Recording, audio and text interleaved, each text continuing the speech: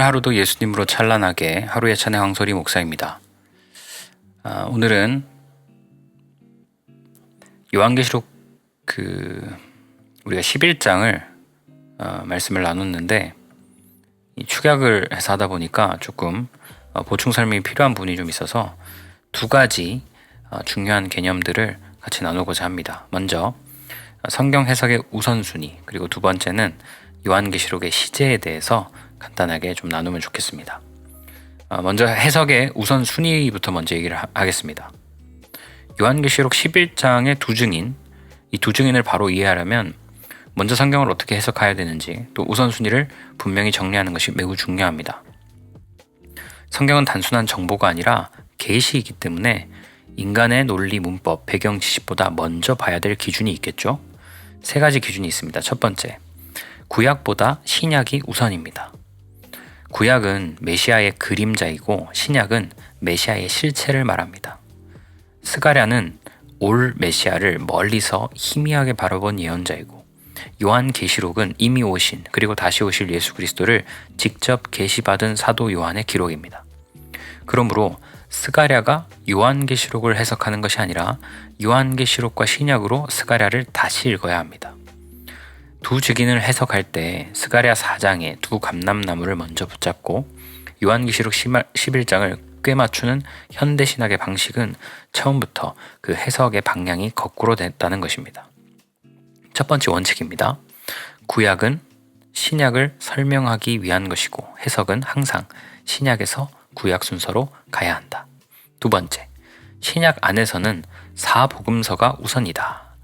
자, 신약 27권 중에서도 예수님이 누구신지 가장 선명하게 보여주는 책은 바로 사복음서입니다. 그 중에서도 요한복음은 예수님은 누구신가, 예수님의 말씀과 사역의 본질이 무엇인가를 가장 깊이 있게 드러낸 책입니다. 또한 요한복음을 쓴 사람과 요한계시록을 쓴 사람이 동일한 사도 요한입니다. 요한은 예수님의 사역을 3년 동안 곁에서 보고 들었고, 예수님의 십자가, 군인들이 옷을 제비 뽑는 장면, 부활과 승천 이후 구약 말씀 속에서 예수님을 다시 깨달았던 경험, 이것들을 모두 가지고 있었습니다.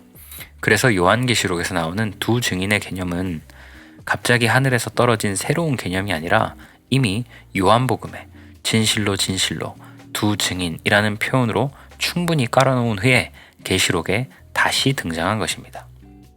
두 번째 원칙, 신약을 해석할 때는 먼저 사복음서, 특히 요한복음을 붙잡고 그 빛으로 서신서와 계시록을 읽어야 한다는 것입니다. 세 번째입니다. 모든 성경 해석의 최우선 기준은 대주어가 바로 예수 그리스도라는 것입니다. 성경 66권은 한 분을 증언합니다. 그분이 바로 예수 그리스도입니다. 성경의 주인공은 이스라엘도 교회도 선지자들도 아니라 예수님입니다. 요한계시록의 대주어도 짐승, 황충, 청사, 두 증인이 아니라 언제나 예수 그리스도입니다. 문제는 현대 신학이 두 증인이 복수라는 이유로 예수님은 한 분이시니까 제외해버렸다는 것입니다. 하지만 성경은 단수, 복수, 문법으로 대주어를 지우는 책이 아닙니다. 예수님은 어린 양으로, 힘센 다른 천사로, 사자로, 보좌에 앉으신 이로 두루마리를 떼시는 분으로 다양한 캐릭터와 상징으로 동시에 나타나십니다. 요한복음 8장과 신명기 19장을 통해서 보면 두 증인의 원형은 예수님과 아버지입니다. 예수님은 진실로 진실로 말씀하시면서 자기 증언이 참되다고 하시죠. 그 이유는 예수님이 혼자서 말씀하시는 것이 아니라 예수님과 아버지가 함께 증언하는 진리이기 때문입니다.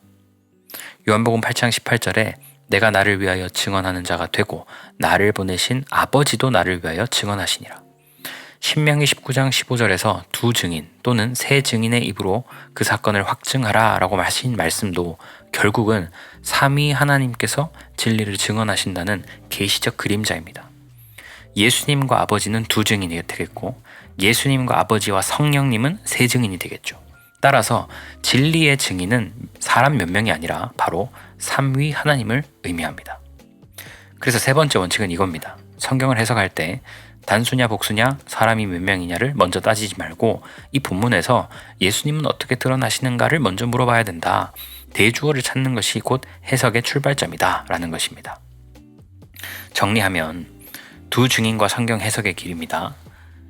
성경은 구약보다 신약 안에서는 사복음서, 그 중에서는 요한복음에서 요한계시록 순서로 보는 것이 가장 바른 우선순위이다.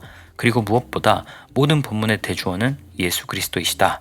그분을 빼고 두 증인을 따로 찾기 시작하는 순간 해석은 끝없이 어긋난다. 그러므로 두 증인은 모세도 엘리야도 아니고 두 교회나 마지막 시대 특별한 종 몇 명이 아니라 예수님과 예수님 안에 함께 하시는 하나님 아버지를 가리키는 계시라는 사실입니다. 그래서 이 기준을 가지고 성경 해석의 우선순위를 기준으로 11장 5절 두 증인의 사역, 그 다음에 죽음, 부활, 승천 장면을 보면 전혀 다른 그림이 보이게 되어 있습니다. 두 번째, 요한계시록의 이 시제에 대한 부분인데 이것도 마찬가지로 11장을 해석할 때 아주 중요한 부분이기 때문에 간단하게 나누겠습니다. 11장에 보면 이 과거 사건, 예수님의 초림이 이 미래 계시 안에 등장합니다. 11장을 읽다 보면 두 가지 근본적인 의문이 자연스럽게 생깁니다. 첫째, 왜 요한계시록의 과거 사건, 예수님의 사역과 십자가, 부활 이런 것들이 나오는가? 계시록 1장 1절은 분명히 말합니다. 반드시 속히 일어날 일들, 즉 요한계시록은 미래 예언서가 맞습니다. 그러나 11장 안에는 예수님의 과거 사건, 즉 십자가와 예수님 죽으심, 부활과 승천이 다시 등장합니다. 요한이 계시록을 기록할 때 예수님의 죽음은 이미 수십 년 전 과거 사건이었습니다. 그런데도 왜 미래 예언 안에 과거 사건이 들어오는가? 그 이유는 예수님의 사역은 인간의 시간 안에서는 과거이지만 하나님의 시간에서는 영원한 현재입니다. 하나님은 시간을 초월하신 분입니다. 예수님의 죽음과 부활과 승천은 과거 사건, 역사 속 사건일 뿐만 아니라 모든 시대를 관통하는 구원의 사건이며 앞으로 있을 심판과 종말의 근거이며 성도들의 삶 속에서 계속 실현되는 영적 실제이고 마지막 날의 완성까지 연결되는 영원한 사건이라는 것입니다. 따라서 천상의 관점에서 보면 과거, 현재, 미래 이게 없어요. 예수님의 초림 사건 전체가 영원한 시제로 존재합니다. 바로 이 때문에 요한계시록 안에서 예수님의 십자가와 부활이 미래 시제의 계시 안에 섞여 나타나는 것입니다. 두 번째, 왜 요한복음에서는 단수, 나로 말씀하시던 예수님이 계시록에서부터는 그들, 복수로 나타나는가?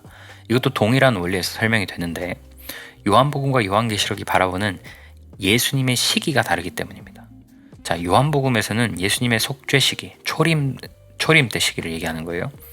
초림의 때 예수님을 보기 때문에 예수님이 인간으로 오셔서 죽으시는 사역, 이 시기에는 예수님은 신성을 감추시고 인성, 이 사람을 강조합니다. 그래서 예수님은 단수로 말씀하시는 거예요. 나는 양의 문이다, 나는 포도나무다, 나는 생명의 떡이다. 속죄를 하기 위해 인간의 몸을 입고 오셨기 때문입니다. 그런데 요한계시록에서는 예수님 부활 이후 시기죠. 예수님은 더 이상 인간으로 사역하지 않습니다. 부활 이후에는 온전한 신성, 그 신성을 드러내십니다. 예수님 안에는 아버지 하나님이 함께 계시고 예수님은 더 이상 숨겨진 하나님이 아니라 삼위 하나님의 영광을 드러내시는 분이 된 겁니다. 따라서 요한계시록에서는 예수님이 복수형으로 등장합니다. 그래서 예를 들면 아까 두 증인 나왔죠. 예수님은 한 분이지만 그 안에 하나님의 아버지의 증언과 어린 양 예수님의 증언이 같이 있는 겁니다. 두 증언이 함께 존재하기 때문에 두 증인으로 기록된 것입니다. 요한복음 8장에서는 이미 예수님은 다음과 같이 말씀하셨습니다. 내가 나를 위하여 증언하는 자가 되고 나를 보내신 아버지도 나를 위하여 증언하니라. 이것이 요한계시록의 두 증인의 개념입니다. 세 번째, 요한계시록의 시제는 과거, 현재, 미래가 아니라 천상의 시제입니다. 11장은 예수님의 초림 사건을 다시 설명하지만 그냥 역사적 과거를 회고하는 것이 아니라 예수님의 죽음이, 부활이, 승천이, 그 승천 후의 권세가 사탄과 악인들과의 최후의 전쟁에 미치는 영향, 그리고 성도의 종말까지 이어지는 영적 실체를 이야기하고 있습니다. 모든 것을 한 시야에서 보여줍니다. 그래서 인간의 시야는 선형적이죠. 과거, 현재, 미래. 그러나 하나님의 시야는 영원한 현재입니다. 예수님의 사역 전체가 하나의 사건처럼 보이게 되는 것입니다. 11장은 예수님의 초림 사건을 미래적 시각에서 다시 본 것입니다.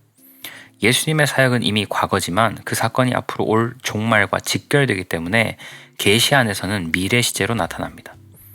예수님의 관점에서 보면 초림 사건 전체는 과거의 사건이 아니라 종말을 포함한 전체 구원사의 근거이며 미래에 성도들이 경험할 영적 전쟁의 모델입니다.